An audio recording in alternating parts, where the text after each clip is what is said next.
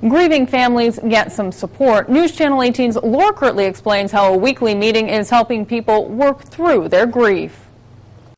2010 was a tough year for Mardell Budrow. Her husband went into hospice care. Her father then passed away, and unexpectedly, she lost her young grandson. That just was more than I could bear, really. It was so unexpected. That's when she heard about the St. Elizabeth Hospice Grief Support Groups. The 10-week sessions are open to anyone grieving the loss of a loved one. A bereavement coordinator runs the sessions. You think, oh, I don't know if I need that, but I found out I really did.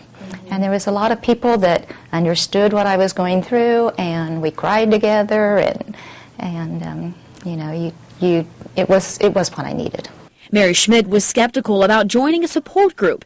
After all, she had her faith to lean on when her mother passed away. But she was still grieving and gave it a try. She says the biggest lesson she learned was that everybody heals in a different way. Then I could really step back and look at my family members and go, okay, I need to let them do this, whatever they need. You know, it really gave me insight. Don Need says after his wife's death, he found comfort being around people who were feeling similar grief and seeing how they got through it. Knowing that each of us has to travel that path, but each of those paths is different because of the fact that we're very different people, and circumstances around the death of our source of our grief is different. He says during our darkest hour is when a support system like this group is so critical.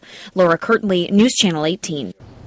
The first group meets every Monday for the next 10 weeks from 6 to 7:30 p.m. in the Bill Long Building at 1415 Salem Street in Lafayette. The second group meets every Friday for the next 10 weeks from 9:30 a.m. to 11 a.m. in a private conference room at the MCL Cafeteria on Sagamore Parkway West.